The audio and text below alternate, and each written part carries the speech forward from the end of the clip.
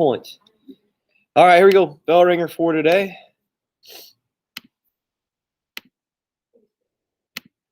'28th. So describe the effects of the Dawes Plan and how the Depression in America affected the rest of the world. There we go. So probably should start here, especially finishing up with World War I. Okay, we talked about the Roaring '20s, but now we're kind of back to the idea and some of the motives pushing towards the Depression.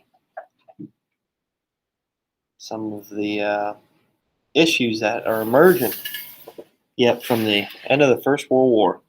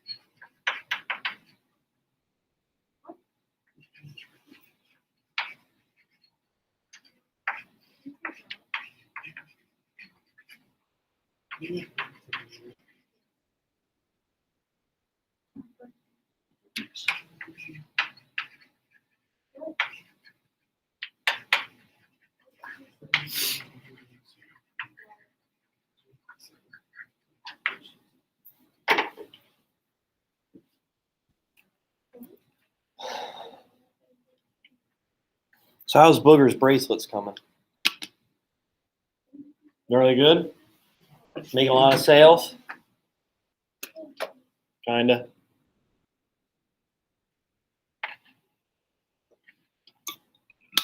All right, I'll give you another minute to finish up here. This is a little bit of a longer one. I'll talk about it. Remember, Andrew, current events for tomorrow, okay?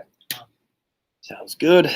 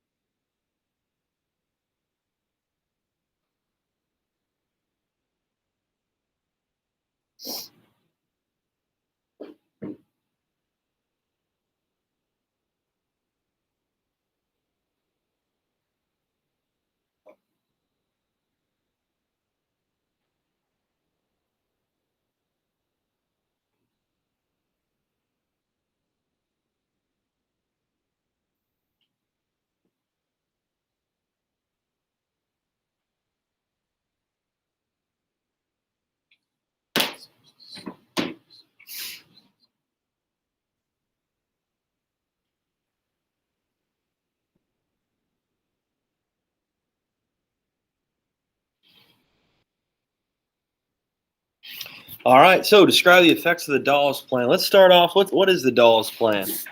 What is the Dawes Plan? What is it? So this was established right at the end of the First World War. Okay, and what did it intend to do? Go ahead, Jakari. All right, yeah. Okay, the Depression. A lot of the problems that were emerging and compacted over time in Europe. Okay, and this was a way for the United States to help aid these European countries through their regrowth, through their rebuild, because we know these countries were destroyed at the end of the First World War. All right, so it started off like a triangle plan, right? So where do we start?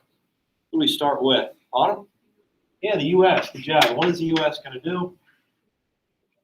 Yeah, good job. Because remember, Germany was really affected by this war, especially with the sole blame, reparations, loss of land, loss of territory. Let's face it, if you don't have land, if all your businesses or factories are destroyed, if you don't have a military, okay, you're restricted military anyway, how can you rebuild? Okay, how can you gain the support of your people to try to move forward in the right direction? You can't. All right, we'll talk about that a little bit more when we get to World War II and how Hitler comes into play. Right. So again, you need to remember this for the next chapter. So make sure you know. So this goes to Germany. Good, because they were affected by the war, especially. A lot of their businesses, factories were destroyed. And what is Germany going to do with that money? What are they going to do? What are they going to do with that cash? Haley? Yeah, good job. Rebuild, right? They need to build industries. They need to build factories. Good. And with the revenue profits that they make from these factories, these industries, where is that money going to go to them? Good, Haley. Yeah, the Allied powers. Good. So that money that's made from factories, economic growth, is going to be paid to the Allied powers, the Allies. So France, especially France, and Great Britain. Good. And then they're going to use that money to do what? Kari, what do you think? Yeah, rebuild their economy, rebuild their manufacturing, their industries. Yeah, good.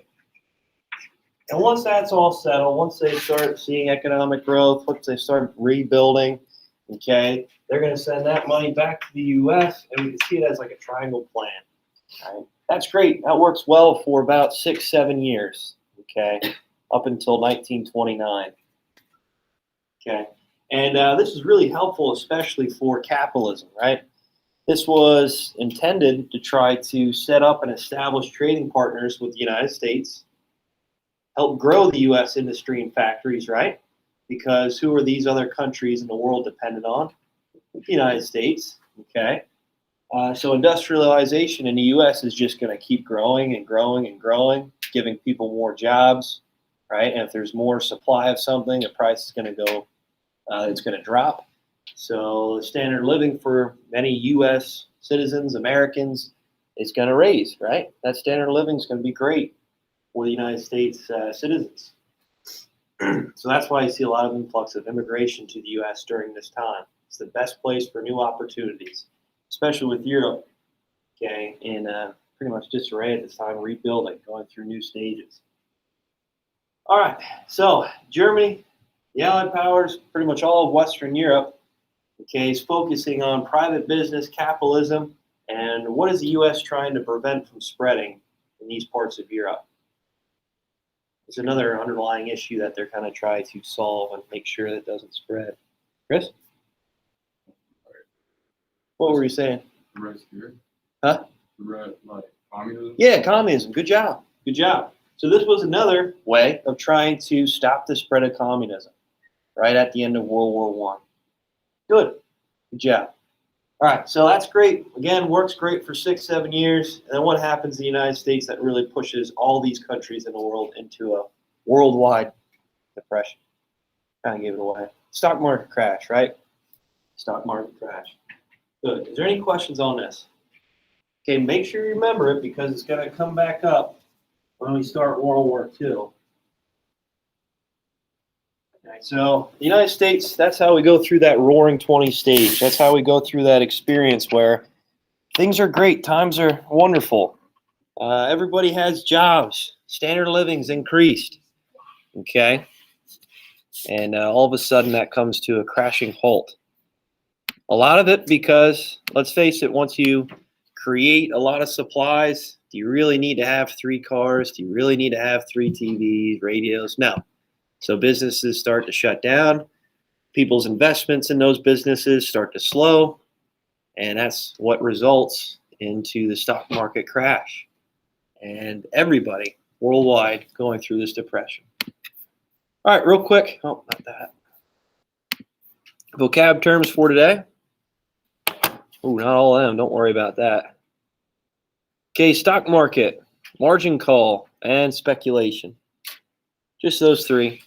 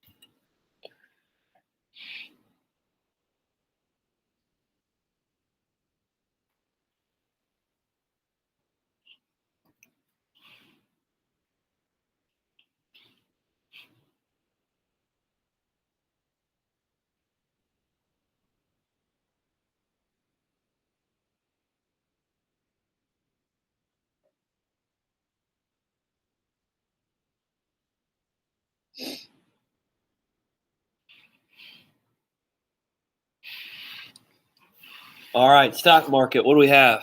What do we have for the stock market? Angel, you have this one? Stock market?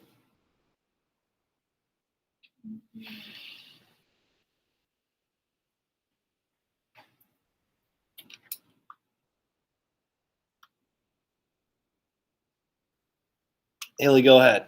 I just put like a stock exchange. Good job. Stock exchange, right? So the stock market is a way of investing and having some sort of ownership in a company, right? And this is a way to make some sort of profit off of it depending on how that business is doing. Okay, how their production's going, how their sales of their own products are going. Okay. So you can invest really in anything. And right now there's a weird phenomenon going on that a lot of people, I guess on Reddit, are purchasing stocks in like GameStop, something like a market that kind of has been not doing well for a period of time, something that's never been really successful in a long time. And right now the stocks are rising to a weird amount, which is kind of making I guess you could say, a disruption in the stock market right now. And it's alarming many people that are holding stocks, and how that might cause issues moving forward if people continue to, I guess you could say, mess with the stock market and invest in weird things. It's crazy right now. I'm sure you've seen that on Twitter, social media. It's a little funky. But yeah, the stock market, good job. Quick story: my dad worked at MI in the '90s. That's when he kind of started, late '80s, and a new hardware company was coming about, Home Depot, right? And his boss came to him and said, "Hey, you should probably invest in Home Depot because they're going to be offering a lot of items that we sell to them, and it's going to be this new upcoming thing." right? You're going to see them all across the country. So he bought a short, a small stock in Home Depot and invested in Home Depot. And by the time the early 2000s came around, about 10 years, he sat on it and saw the growth of the company. He pulled his stock out, and it was worth enough for him to buy and purchase a garage, build a garage. So he always tells that story. We bought our garage on a stock that I bought in the 90s with Home Depot. And that's kind of how the stock market works. Does that make sense? So the growth of a company, your investment in that company might rise or fall depending how that company's doing. Right? All right, margin call. This goes along with the stock market. Go ahead, Jakari. Yeah, good job. So the broker, let's just say a person that you kind of deal with, or an investor, right? Let's say that stock is rising, okay, and that company's doing really well.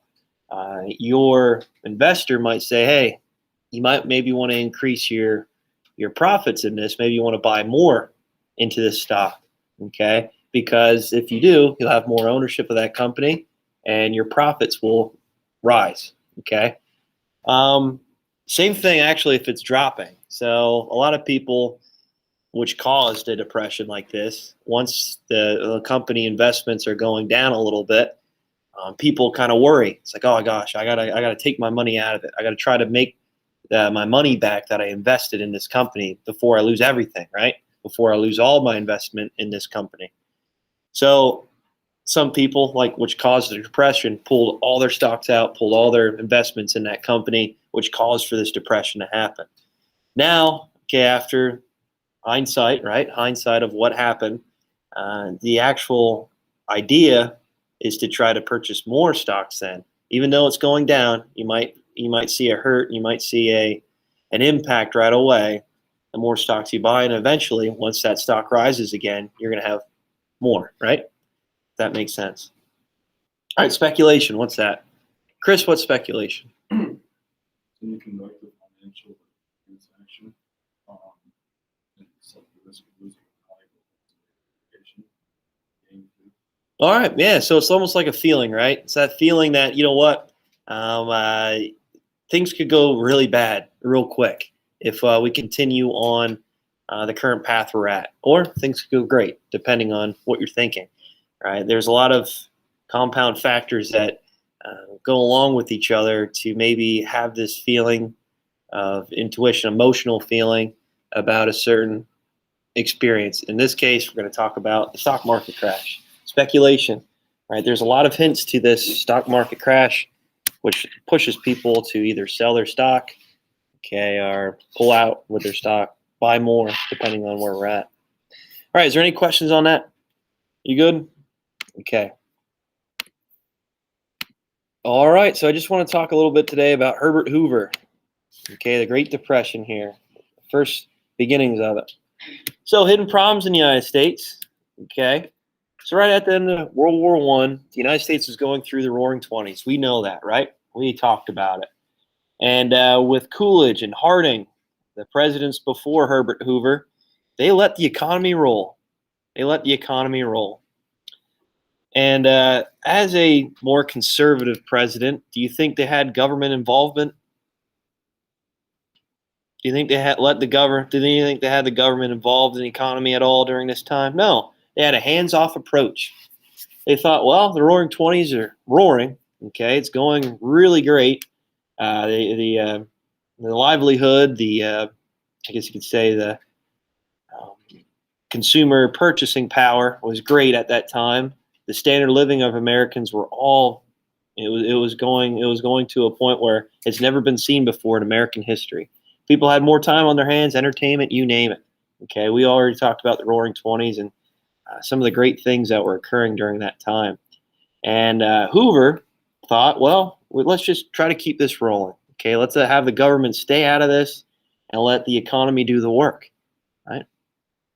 So he believed what Harding and Coolidge believed: let business work without government intervention. If government gets involved, this could maybe stop this rise in our stock market and this industrial power that we're certainly having at this time in the Roaring '20s. And one of his famous quotes is, "A chicken in every pot and a car in every garage." What does that mean? What does that mean? What do you think, Haley? Klinger? Yeah, everybody has the ability to put food on the table. Everybody has the ability to have a car in their garage. Something, especially in the early 1900s, has never been really seen before in America and even the world. Even today, it's hard for many people to have the ability to afford food on the table and have a car where they can travel and use it for whatever they want. And this just shows the standard of living in America at the time of the 1920s. This was something new. This was something groundbreaking that every person in the U.S. has the ability to have a car, have a house, have food on the table, and provide for their family, and still do the things that they like to do after work. So that standard of living was increased to a point that's never been seen before. Right, Chris? Yeah, yeah. All right, so tough times for farmers. Okay, not only did what we're going to talk about with industries and factories having a problem and having conflicts with oversupply and businesses shutting down, but agriculture also saw a problem as well. Okay, so tough time for farmers. Oh, it's cut off a little bit. Sorry about that. So they borrowed some of the bank money to try to help out their oversupply of goods, oversupply of crops. Right at the end of World War I, we talked about it. What was America doing? The Victory Gardens, right? You guys remember the Victory Gardens? Yeah, these Victory Gardens were created, and it was used in a lot of media propaganda to try to push for all the Americans to try to grow as much food as possible, to try to support our troops overseas, to try to help the Allied powers through this war, make sure that they all had food to keep on fighting. And no one told them to stop, right? No one told these farmers in America to stop growing products, to stop growing crops. Okay, they just kept doing it, right? And in some ways, that's good, right? Right, Chris? Yeah, if you have an oversupply of food, what happens to that price? It drops, right? It makes it more affordable for all Americans to have food. Okay, that's never going to be an issue then for all Americans. But if you keep pushing for that oversupply and that price drops so low, okay, are the farmers making any money? No, they're not. They're not. Okay, and what happens to crops over time? They spoil. So a lot of these crops, a lot of this food, a lot of this, a lot of the production that they're making just kind of goes to waste. And farmers at the time loaning money out to loaning money from banks to try to purchase more land, to try to increase their production, because that's what they were told to do all throughout the early 1900s, building up to World War I, right? They were told to buy more land and help support these soldiers fighting in wars over in Europe. Okay. Now all of a sudden, with the prices so low with this oversupply, they can't afford to pay back the loan to the bank. So what happens then if you can't pay the loan back to the bank? They take it away, right? You're shut down. Your livelihood, your job's taken away from you. So this was one of the emerging issues in the 1920s that occurred towards late 1920s. Yeah, it was going great for about 7, 8, 10 years, right at the end of World War I. This oversupply, right? The prices were low. Everybody could have so much food. But if they continue with that oversupply, sooner or later, it's going to bite you in the butt, right? You have to have a happy medium. You have to have some sort of regulation to tell you, hey, let's slow down the production here. Okay, let's slow down how much we're growing. Does that make sense, guys? Okay. So not only do we see issues in industry, but in agriculture. And we'll talk a little bit more about some of the underlying issues with the Dust Bowl once we get to towards the end of. I want to talk about Hoovervilles first, and then we'll get to the Dust Bowl and how this is even more compacting and more conflicting for these farmers in agriculture. Right. Wealth for only the rich. Right. So because there's so much of a wealth gap in the U.S. in the 1920s, this caused for the overproduction, right, to not being bought up. Right. A lot of the wealth was held by a lot of these elite people, business owners. Okay.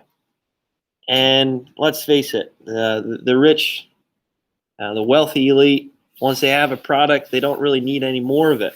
Okay, we need to focus more on the middle class in a way because that's the larger population we have. So if we keep producing products and supplies, it's not being bought up, this is going to cause more industries to be shut down. And this just kind of shows with the wealth gap in the US that, you know what, the poor income was much, much more larger than obviously the wealthy elite status here in the US. And this contributed to a lot of these supplies not being purchased. Okay. It's contributed to many of these businesses being shut down because in some cases, whatever supply it might be, whatever product it might be, maybe the wealthy elites are the only ones that can afford it. Once they have one of them, once they have the product already, they don't need another one. But anyway, 60% of America made less than $2,000 per year. $2,000. I know you have to adjust towards the times, but still not a lot. 24,000 families made over $100,000 per year. So you can just see the wealth gap in America, right? That kind of pushed for this depression in a way as well. We'll talk more about that with trickle-down economics more tomorrow.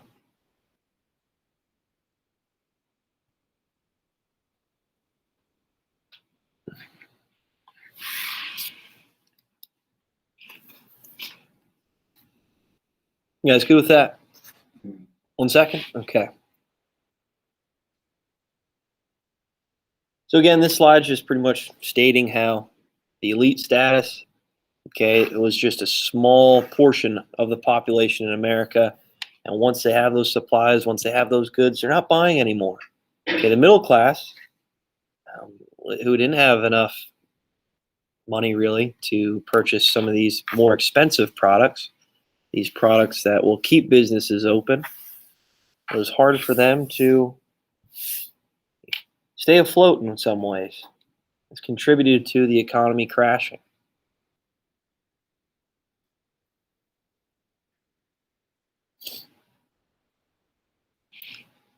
All right. So it all comes crashing down. So the timeline here, September 3rd, 1929, market begins to fall. All right. So many investors were saying, hey, it's okay. Right. The economy is going to start making its toll through these issues, that the government should stay out of these problems. We need to try to focus on buying more stock. Okay. Keeping the economy up. Keeping these businesses open. Even though we have an oversupply of goods, we got to try to keep them going. So on October 23rd, stock falls 21 points in 1 hour. So now the investors are starting to shake. Like, oh, wait, we should probably pull our stocks out. Okay, if we don't, the worth of our stock is going to decrease to a point where we're losing money. We're going to be losing money in our stock purchase, our investment in a business, if we don't pull our stocks out of the economy here now, out of the stock market. So in other words, let's say you buy a stock in Walmart, I don't know, or let's just say GameStop. Okay, you buy a stock worth $10. Okay, after time, let's say through the roaring 20s, GameStop selling out a lot of video games. Okay, your stock's then worth $100 after, let's say, 5 years, because the advancement of GameStop, they're expanding. They maybe have an online platform that's unchallenged in the market, and all of a sudden, everybody has the games they want. Maybe there is a gaming system where you can just purchase games online rather than actually going to the store and buying them.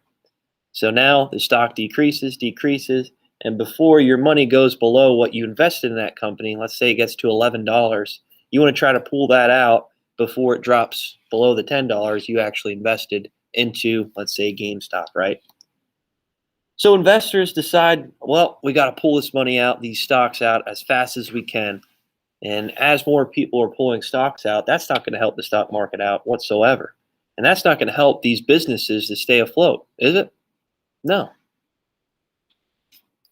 So finally, make sure you remember this date, October 29th, Black Tuesday. 16 million shares were sold. Pretty much everybody were pulling their stocks out of the market. Everybody saw that this declining worth of the industries are shutting down, production stopping. Everybody was scared. They decided we need to try to pull our stocks out as fast as we can.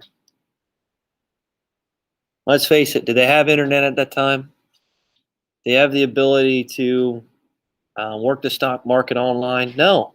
You had to go and actually show your face to tell your investor what stocks you want to get involved with. So this happens in a short amount of time. Okay, they don't have social media or emails to tell them or alert them what's going on with the stock market. So many Americans had no clue until everything was lost. And what's one thing with credit, right? Yeah, it's great at the time when you're making these monthly payments, when you're purchasing these items and making a small down payment. But let's face it, once the bank comes and says, hey, we pretty much are running out of money. Everybody's pulling their stocks out. We need all your money to pay the products that you just purchased. So your car, your house, your, I don't know, the TV that you just bought that you only put $10 down on. So what happens then to all those items when you can't afford to pay them back? They get taken away. So people lose everything. People lose everything. So as this is happening, these European countries like Germany, France, Great Britain, they lose everything as well because they're trusted and dependent on American business and industry. So that is the crash. Black Tuesday, make sure you know that's the stock market crash, October 29th, 1929. So adjusting to the new life. Last slide here, guys. Last slide. All right, so unemployment was at 3.7% in 1929. 1933, it hit rock bottom. Almost 25% of the population in the United States were unemployed. They had no jobs. 25%. With the pandemic that just happened, I'm not sure what the percentage was, but it was kind of close to it, but not to 25%. You got to think a quarter of the people in America, working Americans, had no job. So wages cut by 30%. So even if you did work to try to combat against a lot of the issues, let's face it, with these companies, no one's buying your product. If the businesses stayed open, a lot of their competitors may be already out of business. So no longer do you have to pay your workers near as much. Transportation was one of the big things. How can we get our product to the customer? If that's all taken away, companies start to cut back their profit or cut back their wages for their workers. And this introduces the Breadline. And the Breadline is just, in many communities, how government, communities come together to try to push for ways that people will get food, to have food. Although it's not much, it's something, I guess you could say. And this is for the people that absolutely cannot afford to have or supply food to the table. So these sprung up all around the United States in these town centers, city centers, where they would usually just give people soup. A lot of times they wouldn't have any type of material to it. It's just kind of like broth, water, because they couldn't afford it. All right. Is there any questions on that? You good with the stock market crash? Herbert Hoover. A lot of people blame him for it, which we're going to talk more about tomorrow. Okay, but realistically, he was just in the presidency at the wrong time.